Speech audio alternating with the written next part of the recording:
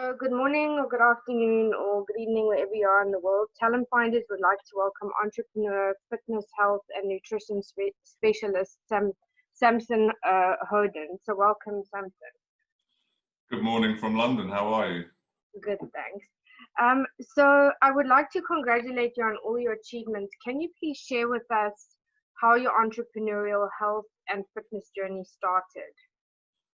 So it started officially when I was 22, but I was involved in sport from a very, very young age, and I was a Boy Scout, and I was playing in every single football, cricket, golf, basketball team at school. My mum always made an effort to introduce me to new crowds and new extracurricular activities. And I think it was just a matter of time before I realized it was a real strength, and that sport was going to be something I did as a living rather than something that was just for fun. So very, very, very early on, I then started working in various jobs that a teenager would do just to try and build experience working for someone. But it wasn't until I was part of a school and in their leisure centre, when I was in the gym and I was a lifeguard, and I didn't want to be a receptionist, I didn't want to be a manager. Yeah. I wanted to be in the gym, I wanted to be lifting weights, I wanted to be seeing other people lifting weights. I wanted to talk to them and help them. And then that just stemmed to my university course, and then I didn't really connect to that either. And then I found myself in a personal training diploma and then working. So I haven't turned back since. Amazing. So fitness, health, mental health, nutrition, and training is such a vital part of life. So what motivated you to pursue a career in this profession? And did specific or certain things happen to you that compelled you to get into this field? And can you give us some examples? Yeah, so it all came from a place of pain, to be honest. And I mean, you have the enjoyment of engaging in those sort of things as a young boy, but it really came from a crippling knee injury, and then several years later, seeing physios and MRI scans and all this boring stuff. Yes. And I just thought there must be a better way of going about this, and what is the actual truth about longevity and about weight training and about food. And I just wanted to get to the bottom of it. It was mainly to sort my life out. It wasn't really as a way of making money or as a way of being a personal trainer online or anything like that. It was really like I was sad that I couldn't play cricket anymore. I couldn't run around without having a knee strap, having spots and all this kind of stuff. And yeah. I'm so glad I've come to the realization now that it was mainly because of my diet approach that was following very conventional wisdom and very basic curriculum-based UK personal training diploma information. Yes. And it's not to say that there aren't great systems in place all over the world to teach personal trainers and to teach doctors and to teach coaches how to make themselves healthier and fitter, and also then encourage their clients to do the same. It just shouldn't take so long to get there. So it took me a long time to realize that vegetables aren't really that important. Fruit isn't as good for us as we think. And lots of other things. In red meat doesn't give you cancer, all this kind of stuff that's been given a bad label by the media. And also in terms of weight training and athletics, people seem to think that loads of running is really good for you, and that loads of boot camps and classes are really good for you, when actually they're highly stressful and high risk of injury. So yes. Of course, it then takes them sometimes 1 year, sometimes 1 week, but most of the time 30 years to realize that the reason why they're having a hip replacement is because they did too much running on concrete, and what they should have done was mix it up a bit between yoga, Pilates, weight training, and a mixture of everything. So that's really what I started to do. And after many, many years of exploring gymnastics and yoga and Pilates and dedicating my life for long, long periods of time to just learning about that one topic before moving on, that allowed me to then uncover a lot of this information about what is a potential truth, what is potentially a load of rubbish, and what can be somewhere in the middle. So that's my answer, really. Okay. So what are some of your biggest lessons in your career then? Ooh. Like what stands out for the most for you? I mean, there may be several, but like what stands out the most? So, I mean, I was very lucky. I found my feet very early on. So when I was about 20, I knew what I wanted to do in life. I knew what kept me strong mentally, physically, emotionally, and what allowed me to have a career and an income without being too stressed out. So that was a bit of good fortune, but for people who are not easily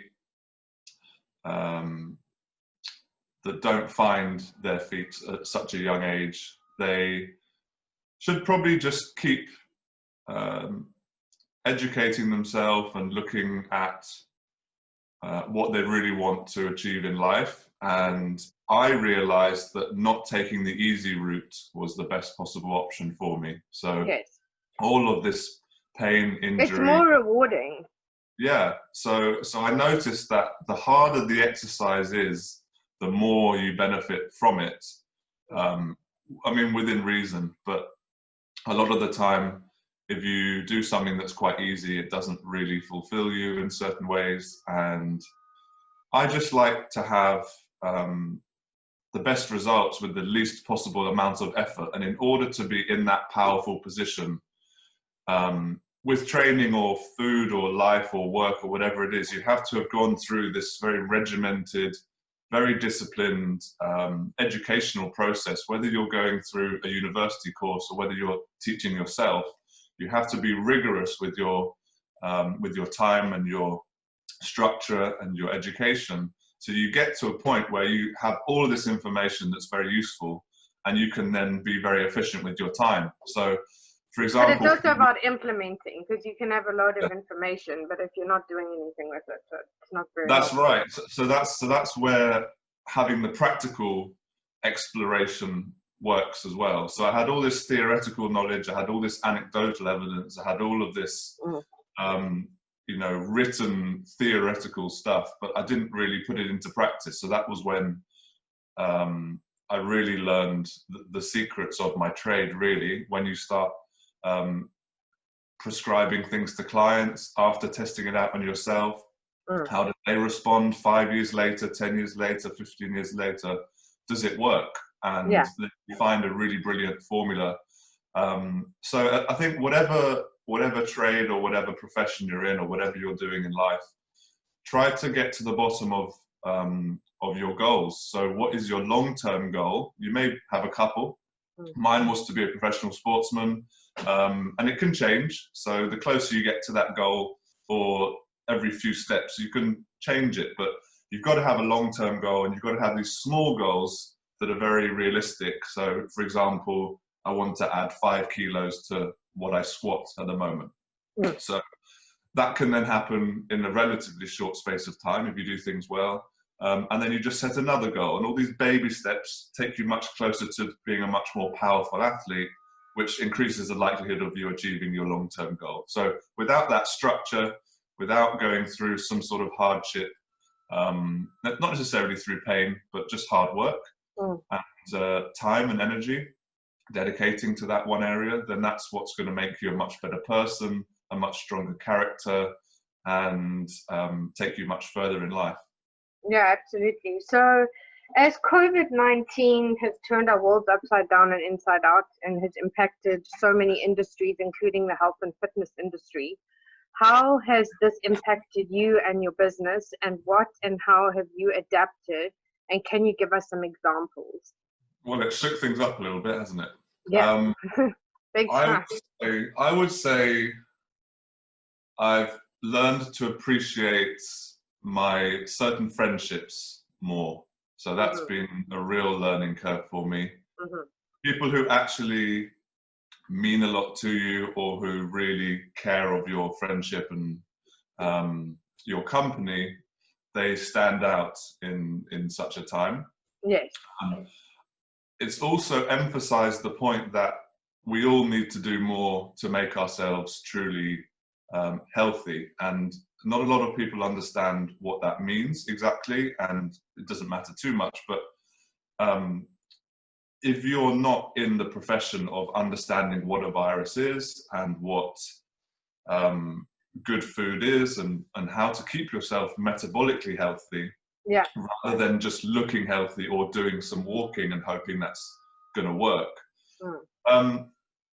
you're really kind of leaving yourself open to suffering more in this sort of time. And it's clear to see that people who have stronger immune systems and healthier, more balanced lives, they tend to maybe catch COVID, but they tend to not really have any ill effects from it. They don't die from it. They don't struggle massively in hospital from it. So I think it's a huge eye-opener that a lot of the information still being given out to the general public is not the information that people need. There's a lot of fear. It's just very misleading, and it's very divisive. Yes, so I think people need to realize who really is close to them in life, and which family members or friends really show them appreciation and respect, and make them feel happy in a time where crazy things are going on. Yes. So I've really become close to some people, and it doesn't have to be a huge group of people, but that's really helped. I've also got a new cat called Oscar, who's quite funny. And it's been a beautiful summer in London. It's horrible now, it's a bit gloomy, but it's been really nice, and it's taught me a lot about training at home, how to train outside more. And it's got me to the point now where I'm a much better coach online, because I'm doing much more work online. Yes. And it's helped me structure my plans so that I can support people who don't have me there with them, to provide them everything they need to avoid the injury and the slow progress and the fat gain, and all of that. So hopefully, I mean, the whole virus thing blows over, but regardless of that, I'm going to keep myself healthy to reduce my risk of suffering from it, and I'm going to try and educate as many people as possible on how to be metabolically healthy. Yeah, so in saying that, you obviously have a massive passion for sport, and we're pursuing a career in professional cricket. And I know you did touch on this earlier, but sadly through a number of injuries that didn't happen. So can you share with us more about this, and how did this influence you in getting to where you are today? Well, the injuries were a big slap in the face that I kind of needed, actually. I did want to be this sort of, you know, like a Roger Federer kind of person who makes it to the top of the sporting world, but it wasn't to be. And in the process of recovering and rehabilitating and growing, I was really surprised at how when you really learn what an athlete lives like, because some of my friends are elite athletes, and one in particular plays in Wimbledon and the French Open and all this kind of thing.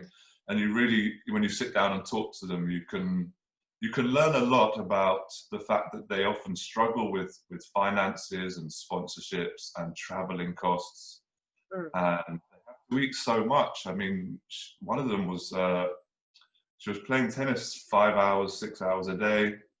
Then the next day she had to be in the weight training room for 2 hours. And then the following day was more tennis and tennis and tennis and tennis. And you can see why people like Andy Murray, for example, get a hip problem, or that Nadal has a knee or a back problem, and that they have to take a lot of time out. So obviously it's sort of a sign that it's a bit extreme. And then in terms of just eating enough not to lose weight and to fuel performance, Yeah. they can't eat what I normally recommend people to eat, which is primarily protein and some fat maybe and some carbohydrate, of course. But they have to have things that are much more palatable, much more easily digestible, and much higher calorie in total. So they have to almost shovel cakes into their mouths because they need sometimes 10,000 calories a day, and these are people that are barely weighing 60 kg themselves. Yeah. So they're 30, 35 kilograms lighter than me, but they're eating 4 times as much as me in total. So I think it was Michael Phelps, actually. He was saying he had to have like a cake a day or something to get to 10,000 calories. Yeah. And he was still losing weight in the Olympics. Yeah. So, and that has knock-on effects, not just in terms of blood sugar control, but in terms of how it affects your teeth. So you can get all sorts of tooth problems and digestive problems and spots. And you can feel hungry all the time, and you can feel tired. And it's just something I didn't want to pursue at that point. So I was quite happy, actually, that I did go through that whole rehabilitation process, and introduced me to this brilliant professor, Professor Kathy Speed, in London. And at the time, actually, I went vegan for about 30 days, and she told me that if it was the best thing to do for someone who wants to be physically fit, strong and healthy, then all of the GB athletes that she was teaching and working with, they would all be on that diet. Yeah. It's quite shocking because you see people like Novak Djokovic, like Lewis Hamilton, they sort of come up in the media as being vegan and it's good for the planet. But what the media doesn't follow is the entire process of how that person feels now, how that person feels in 10 years' time, what is actually happening to their body, is it good, is it bad? So they just kind of highlight the person's decision, is it a good story, and how can we sell that story? And then you have people watching that who they don't realize the injuries and the mental health problems and the marriages falling apart. Yeah.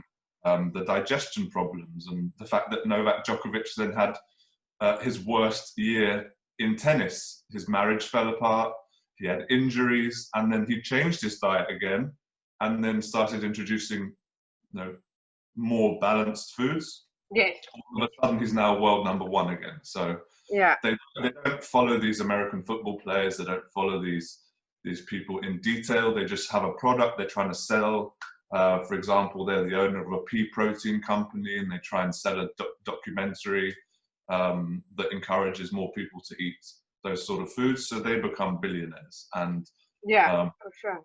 Yeah, the process of not becoming a sportsman helped me to be more balanced as a coach and to be healthier as a person. Yeah, absolutely. So I want to talk about the current narrative and how mental health is really being impacted during this pandemic. So what and how do you believe you are helping and supporting your clients, and what do you believe you do differently to other personal trainers? And what do you believe is different about your approach to your clients as well as your training program? I think I'm different because of my background and being very creative. And my father was very sporty, my mum was very sporty, my grandfather was very academic, my grandmother was very academic, my mother as well, very academic. So I was in this creative, sporty, healthy environment, and it's taught me that you need more than just being someone who's muscular, someone who's stronger than the general public, someone who just has a qualification. Yes. I mean, it's quite cool in a way because I embed my artistic flair into training. So whether it's sort of painting a door bright blue and having a bit of design in the room and a bit of energy in the room, it could also be the way I actually construct the program. You can make it more artistic. You can add certain movements in. You can have a bit of humor in there, and you can have a bit more of a relaxed approach rather than eat chicken breast and broccoli at 10 a.m. and eat it again at 12 Oh, o'clock. just And then, interesting, really. and then, I mean, they sort of get carried away with the whole muscle building thing. Not that that's bad to build muscle, but it's bad to build so much without the flexibility. And it's bad to have to always go into the kitchen every 2 hours and microwave like these Tesco processed chicken, char-grilled chicken breast, teriyaki flavor with white rice and broccoli every 2 hours. Yeah. And I mean, I love all my ex-colleagues to bits, but it was painful to see they just couldn't stand behind the desk. They couldn't talk to clients if they hadn't had that meal every 2 hours, or they hadn't got steroids taken and building their muscles up enormously. And what I think I add to the package is that I combine, I mean, all the best things from that approach, and make sure that people are building enough muscle so that they have healthy metabolisms, low body fat levels, and they're strong and fit. But also I combine the holistic approach, which is very much how are your teeth, what's your skin like, are you avoiding the aging, are you slowing down the aging process a little bit, are you avoiding stress, are you sleeping well. So the holistic lot, they tend to be a little bit too hippie. I mean, I've got these funky glasses, so like all this kind of stuff to help you sleep is not really taught by the conventional personal training lot, but they tend to not be very good at the flexibility and the diet side of things. And then you have the holistic lot who are not very good with the strength training and building muscle side of things. So yeah, I feel like I can combine those two with the creativity and the music as well. I was really hoping to be a musician at some point. I was producing music, maybe thought I could add DJing to one of my skills. It never really happened, but I can see people when you put the right music on, how they lift more weight, or they just smile more, or they stretch, they're more relaxed. You put some reggae on or something and they like that, they can stretch for longer. It sort of builds rapport with people. And well, it's also a psychological thing as well.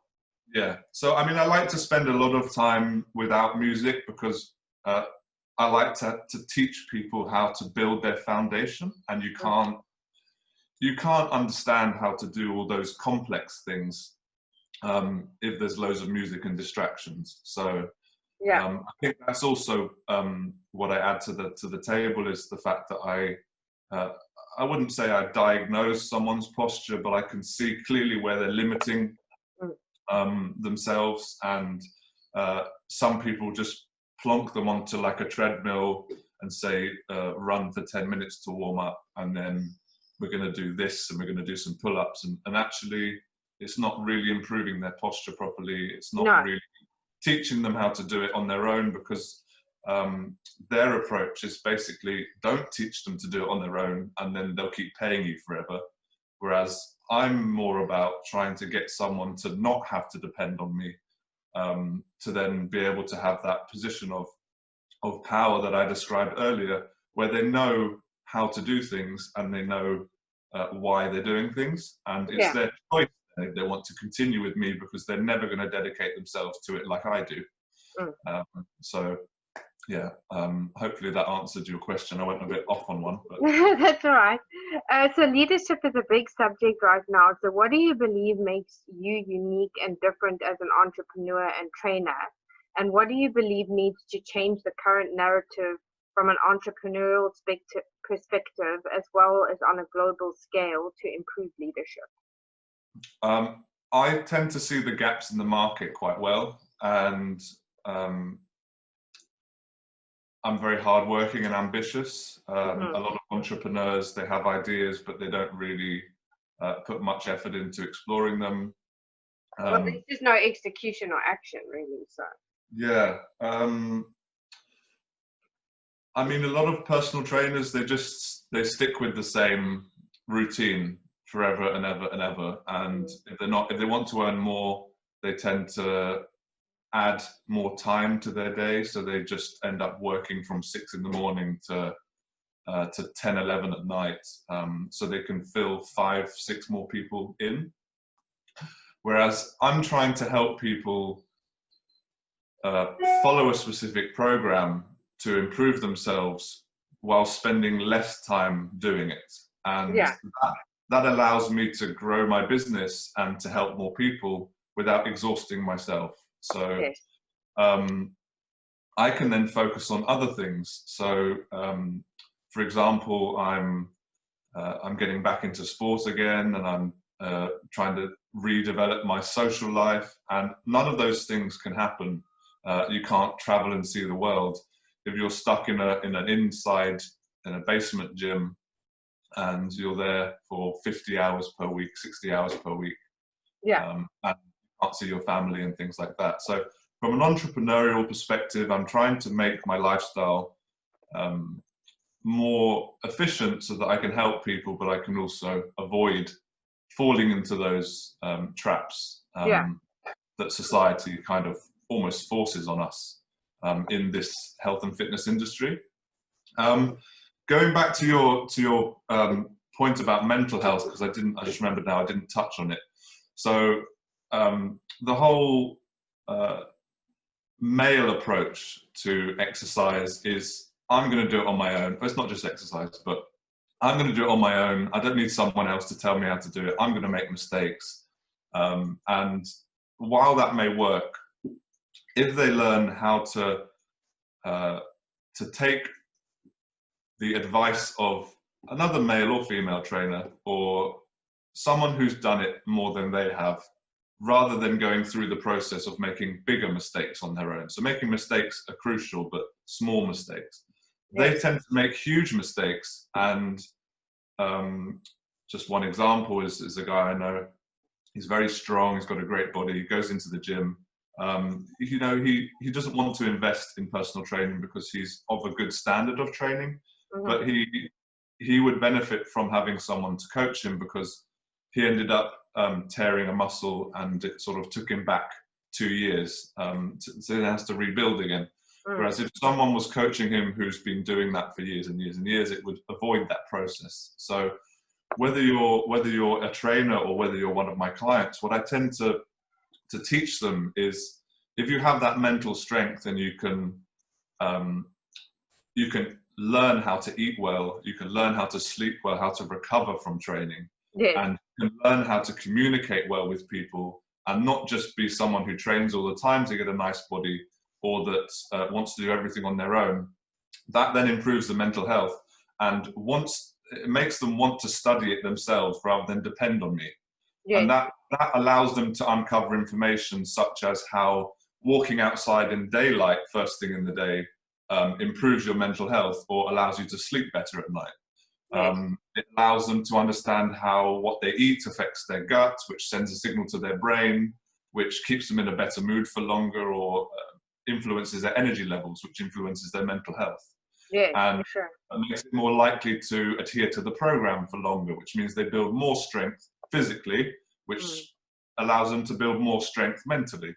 So that's what I try and do. So I try and make people mentally and physically fit, to understand that it's not just what you look like and what you feel like, but you need to realize that there are certain things that go on within the body, firstly, that we haven't even uncovered yet as a species with all our studying, and secondly, that things can be happening without us realizing. So it's very important to keep studying, to treat yourself as if you're a student, to always look for a teacher or a role model, and to sort of check that you're doing the right thing by having regular blood tests, understanding how to study things properly, how to research, find the right studies, how to practice those pieces of information well.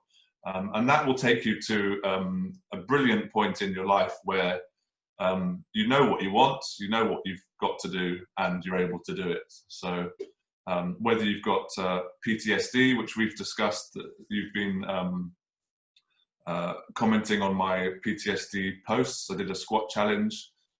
That's a huge thing because people go through traumas, and it's not just one solution to the problem. It's often a myriad of things that they need to work on. And the fact that it's a very holistic approach that I offer makes people realize things that they didn't think that would happen. So they just thought they'd lose fat around their stomach.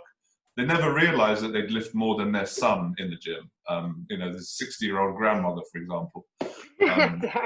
So it's really surprising, and people limit themselves based on what they see on Instagram, and they don't realize that you can do a handstand even if you're 70 years old. You just have to learn the process of doing it and have a coach. Yes, for sure. So what would you say some of your biggest career highlights have been?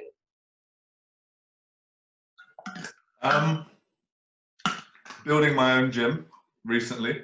Mm-hmm. That was pretty enormous for me. About 5 years ago, I posted on Facebook saying, I wish I had something along the lines of, I wish I had my own gym, exclamation mark, or, you know, I was just frustrated. And 5 years later, I've spent so much time over the last 6 months and energy, and I've built my own gym. So that's great. That's something that's means a lot to me. It doesn't sound like much to everyone, but it's a big thing for me. I think continuing to discover my physical and mental peak in inverted commas. I think people think that just because you're getting older, just because it's been said that when you get past the age of 30 or 40 that you're, you know, on a downhill slope, it doesn't mean that your performance in the gym or your energy levels have to decline. So I've been able to further my strength and remain looking youthful and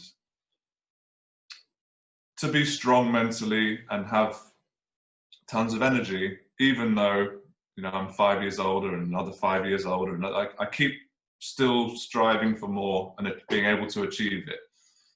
So you can't really put a specific, you know, number down on a piece of paper, but in terms of my evolution, I'm still very much on the uphill rather than the downhill. So I think that's a huge thing, and hopefully other people can recognize that they can still progress physically, even if they're middle-aged or older than me. So building my own gym, being at my peak physically and mentally, and what else is a big one? I would say being able to deliver the results to my clients. So being very good at what I do. So in the short amount of time I have with people, I can really change their lives and surprise them and over deliver. And that's what makes me very proud of doing that.